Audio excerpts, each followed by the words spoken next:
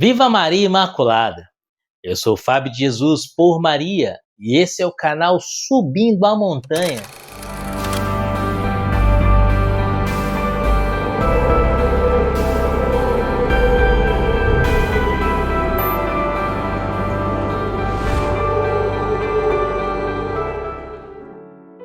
Convertei-vos, crede no Evangelho. Quaresma, tempo de conversão.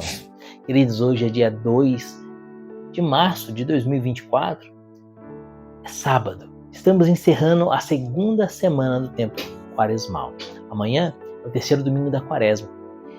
E hoje, nesse último dia da segunda semana do tempo quaresmal, o Evangelho que a Igreja nos propõe para a nossa meditação é o Evangelho de Nosso Senhor e Salvador segundo São Lucas, capítulo 15, versículos de 1 a 3 e versículos de 11 a 32. Abra o seu coração, uma palavra de conversão, de vida nova para você. Pelo sinal da Santa Cruz, livra-nos Deus, nosso Senhor, de todos os nossos inimigos. Em nome do Pai, do Filho e do Espírito Santo. Amém. Aproximaram-se de Jesus os publicanos e os pecadores para ouvi-lo. Os fariseus e os escribas murmuravam: este homem recebe e come com pessoas de má vida. Então, lhes propôs a seguinte parábola. Um homem tinha 2 filhos. O mais moço disse a seu pai: meu pai, dá-me a parte da herança que me toca. O pai, então, repartiu entre eles os haveres. Poucos dias depois, ajuntando tudo o que lhe pertencia, partiu o filho mais moço para um país muito distante e de lá dissipou a sua fortuna vivendo dissolutamente. Depois de ter esbanjado tudo, sobreveio àquela região uma grande fome. E ele começou a passar penúria. Foi pôr-se a serviço de um dos habitantes daquela região, que o mandou para os seus campos guardar os porcos. Desejava ele fartar-se das vagens que os porcos comiam, mas ninguém lhe as dava. Entrou então em si e refletiu: quantos empregados há na casa de meu pai, que tem pão em abundância, e eu aqui estou a morrer de fome? Vou me levantar, irei a meu pai, e lhe direi: meu pai, pequei contra o céu e contra ti. Já não sou digno de ser chamado teu filho. Trata-me como um dos teus empregados. Levantou-se, pois, e foi ter com seu pai. Estava ainda longe quando seu pai viu e, movendo de compaixão, correu-lhe ao encontro, o abraçou e o beijou. O filho lhe disse então: meu pai, pequei contra o céu e contra ti. Já não sou digno de ser chamado teu filho. Mas o pai falou aos servos: trazei-me depressa a melhor veste e vestilha, e ponde-lhe um anel no dedo e calçado nos pés. Trazei-me também um novilho gordo e matai-o. Comamos e façamos uma festa. Este meu filho estava morto e reviveu, tinha se perdido e foi achado. E começaram a festa. O filho mais velho estava no campo. Ao voltar e aproximar-se da casa, ouviu a música e as danças. Chamou um servo e perguntou-lhe o que havia. Ele lhe explicou: voltou teu irmão, e teu pai mandou matar o novilho gordo, porque o reencontrou são e salvo. Encolerizou-se ele e não queria entrar, mas seu pai saiu e insistiu com ele. Ele então respondeu ao pai: há tantos anos que te sirvo, sem jamais transgredir ordem alguma tua, e nunca me deste um cabrito para festejar com meus amigos. E agora que voltou este teu filho, que gastou os teus bens com as meretrizes, logo lhe mandaste matar um novilho. Explicou-lhe o pai: filho, tu estás sempre comigo, e tudo que é meu é teu. Convinha, porém, fazermos festa, pois este teu irmão estava morto e reviveu, tinha se perdido e foi achado. Palavra da salvação, glória a vós, Senhor. Queridos, esse é o evangelho do filho pródigo, um evangelho tão conhecido, uma parábola tão conhecida. Jesus estava pregando aos publicanos. E os mestres da lei e os fariseus se incomodavam com isso, porque os publicanos eram pecadores públicos, eram considerados traidores do povo, porque cobravam imposto para César. O povo de Deus eram judeus que serviam os pagãos que dominavam sobre Israel. Por isso eram considerados traidores da nação israelita e traidores do Deus de Israel. E além disso, os publicanos também extorquiam, cobravam muito mais do que as pessoas deviam para poder embolsar a diferença, eram corruptos. Assim eles eram odiados, eram tidos como grandes pecadores. E é para esses homens que Jesus vai pregar. E os fariseus, vendo Jesus pregar para os publicanos, ficam escandalizados. Então Jesus lhes conta essa parábola, uma linda parábola. É a parábola de cada um de nós. É a parábola da conversão de cada cristão. A parábola diz que havia um pai e 2 filhos. O filho mais novo, até mesmo pelo fato de ser mais novo, tinha menos sabedoria, se deslumbrava com as coisas que ouvia falar do mundo. Ou havia ouvido histórias de festas, de divertimentos, de prazeres, coisas que ele não tinha experienciado na casa do pai e não iria jamais experienciar. Olhava para a vida do pai e via que era uma vida de trabalho, de sacrifício, de labuta, de tarefas a cumprir. E queria se aventurar. Qual jovem que nunca quis se aventurar? Então ele vai ao pai e diz: Pai, dá-me a parte que me cabe da herança. Queridos, imagina o coração desse pai. O coração do pai deve ter se partido ao meio. Primeiro, porque o filho queria sair da casa dele. E segundo, porque o filho pedia herança. Herança é quando o pai morre. É como se o filho dissesse: Pai, você já está morto para mim. Você já morreu para mim, Pai. Agora me dá minha herança. Queridos, quando a gente peca, quando a gente transgride os mandamentos, quando a gente se afasta da casa de Deus e se lança ao pecado, seja ele qual pecado for, seja um pecado venial, como uma gula, como uma preguiça, como uma vaidade, seja um pecado mortal, como um adultério, como uma fornicação, o adultério que é o sexo de quem é casado com outra pessoa que não é o seu cônjuge, ou de uma pessoa solteira com um homem casado, com uma mulher casada, esse adultério, ou quando peca por fornicação, que é o pecado de sexo cometido entre 2 pessoas solteiras, fornicação, pecados mortais, quando a pessoa rouba, quando a pessoa mata, pecados mortais, seja um pecado venial, uma preguiça, uma vaidade, uma mentira, seja um pecado mortal, uma luxúria, um adultério, uma fornicação, um homicídio. Quando a gente peca, a gente está dizendo para Deus: Senhor, Tu estás morto para mim. A gente está crucificando novamente Jesus na cruz. Estamos novamente pregando Jesus. Cada pecado é uma martelada na cruz de Jesus. Como aquele pai sentiu aquela dor no coração do filho, dizer: Pai, eu vou embora, me dá minha herança. Ou seja, Pai, o Senhor está morto para mim, me dá meu dinheiro, eu quero ir embora da sua casa. É isso que nós dizemos para Jesus quando nós pecamos. É um novo espinho na coroa de Jesus.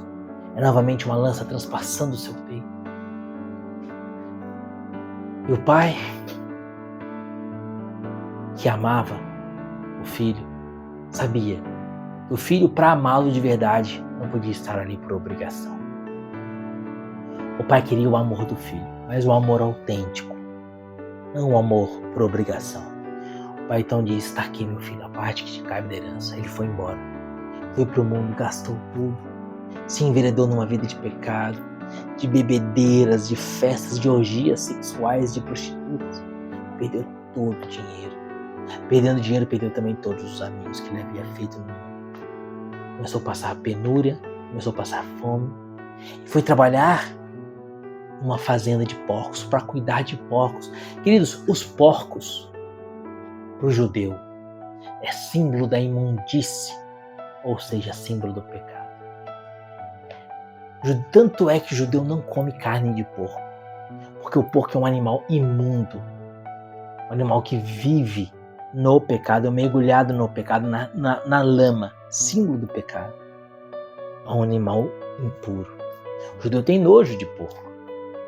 O judeu não toca porco. Aquele homem, aquele filho pródigo vai cuidar de quê? De porcos. Assim, Jesus nos mostra nessa parábola que aquele menino chegou realmente no fundo do poço. No fundo do poço, sem dignidade, sem moral, num estado profundo de depressão. Mas ele precisava, porque ele passava fome. Mas, queridos, ao cuidar de porcos, qual foi a surpresa? Ele não tinha o que comer, continuou passando fome. E aí ele desejou comer a lavagem dos porcos. Mas o dono dos porcos lhe proibia de comer a lavagem. Ou seja, os porcos eram melhores do que ele. Os porcos tinham mais dignidade do que ele. Os porcos podiam comer a lavagem e ele não era digno de comer a lavagem dos porcos. Porque se ele comesse a lavagem, ia faltar para os porcos. Então ele era pior do que um porco. Isso que o pecado faz conosco. Os porcos são os demônios. A lavagem dos porcos é o pecado. O dono dos porcos é Satanás. E cada vez que a gente deseja pecar, a gente deseja comer a lavagem dos porcos. Olha como terrível é o pecado. Mas bendito seja o nome do Senhor. Aquele menino caiu em si. E disse: na casa do meu pai os empregados têm pão em abundância, eu aqui passando fome. Trabalhando com porcos, querendo comer a lavagem dos porcos. Nisso, se consigo, eu vou voltar para minha casa, eu vou dizer: meu pai, pequei contra o céu e contra ti, já não sou digno de ser chamado teu filho, trata-me ao menos como um dos teus empregados. E ele volta para casa repetindo essa ladainha: pai, pequei contra o céu e contra ti, já não sou digno de ser chamado teu filho. Pai, pequei contra o céu e contra ti, não sou digno mais de ser chamado teu filho. Ele vai treinando, ensaiando o que ele ia falar com o pai. Contrapartida, todos os dias, ao anoitecer, ao entardecer, o pai se colocava no lugar mais alto, no alto do monte, ficava olhando a estrada lá embaixo, sonhando com o dia que o filho viria. Até que depois de muitos anos, ao longe na estrada, ele vê um mendigo, todo esgualepado, todo rasgado, todo sujo, fedendo a porco, barbudo, cabeludo, magro. Ele reconhece: aquele é meu filho. Pelo jeito de andar, aquele é meu filho, tinha certeza. Então ele corre para os seus empregados e diz: meu filho voltou. Dá-lhe um banho, ponde-lhe o anel no dedo. Dá-lhe roupas novas. Vamos fazer uma taia no olho gordo. Vamos fazer uma festa, porque esse meu filho estava morto e reviveu. Estava perdido e foi encontrado. Querido, o que significa dar roupas novas, pôr um anel no dedo, matar um novilho gordo, fazer uma festa? O que significa isso? O anel no dedo significa a dignidade de filho. O anel no dedo significa aliança com o pai. Quando ele diz: ponde-lhe um anel no dedo, o pai diz: vamos restituir a dignidade dele de filho. Ele chega para o pai e fala: pai, pequei contra o céu e contra ti, eu não sou digno de ser chamado teu filho, trata-me. O pai não deixa nem acabar de falar. O pai o interrompe num abraço emocionado. O filho chora, ele também chora. E as lágrimas do pai são as primeiras gotas de água a lavar a imundície do filho. Queridos, o que a gente espera para voltar para casa?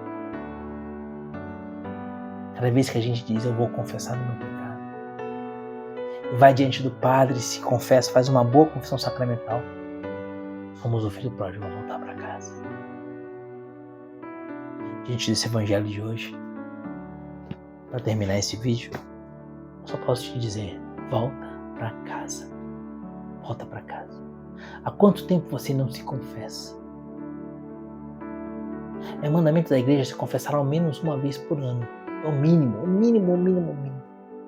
Mas a confissão é como um banho. Quando que a gente toma banho? Todos os dias. E às vezes, se a gente se suja, ou se está um dia muito quente, várias vezes ao dia. Quando que a gente se confessa? Sempre que a nossa alma se suja pelo pecado. Às vezes, várias vezes ao mês, ao longo do mês, mas no mínimo uma vez por mês. Quanto tempo tem que você não se confessa? Talvez você não tenha percebido, mas talvez você esteja pisando na lama do pecado. Talvez, mais do que pisando, talvez você já esteja atolado na lama. Cuidado. Cuidado. Porque o pecado, ele é como a areia movediça.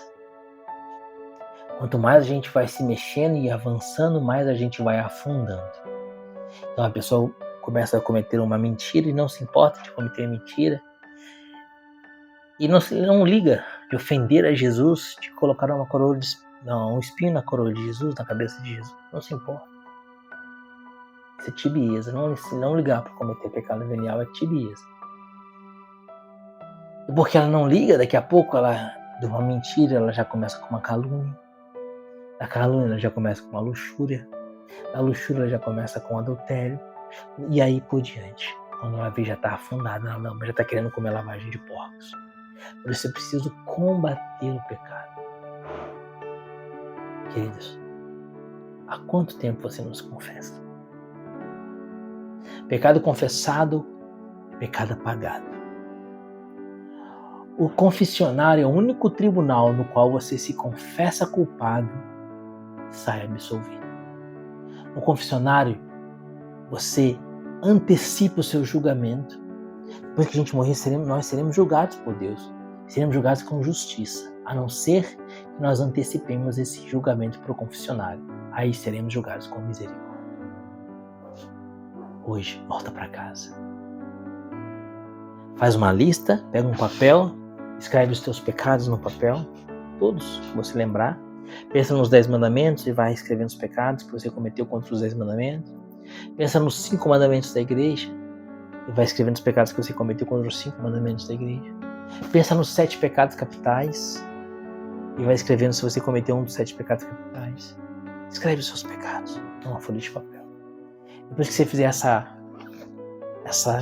preparação para a sua confissão, com base nos 10 mandamentos, nos 5 mandamentos da igreja, nos 7 pecados capitais, você faz um esforço para pensar qual pecado que você cometeu que não está entre os 10 mandamentos, os 5 mandamentos da igreja e os 7 pecados capitais. Por exemplo, a mentira. A mentira não faz parte desse rol. Mas você mentiu, então escreva, pequei pela mentira. E escreve ali uma lista com seus pecados. Vai no Google e pega lá no Google, digita 10 mandamentos. Digita no Google 5 mandamentos da igreja. Digita no Google 7 pecados capitais. E com esse material, prepara a sua confissão. Prepara essa confissão. Cada pecado que você escrever é um pecado que você está renunciando. É um passo que você está dando para longe do chiqueiro e para perto da casa do Pai. Quando você estiver diante do Padre, confessar os seus pecados, e o Padre erguendo as mãos e dizer: eu te absolvo de todos os teus pecados em nome do Pai, do Filho e do Espírito Santo, naquele momento, você está sendo abraçado pelo Pai. Naquele momento está sendo colocado um anel no seu dedo, roupa nova, e o céu fará uma festa, porque há mais alegria no céu por um pecador que se converta do que por 1000 justos que não precisam de conversão. Volta para casa, filho pródigo. Deus te abençoe e viva Maria Imaculada.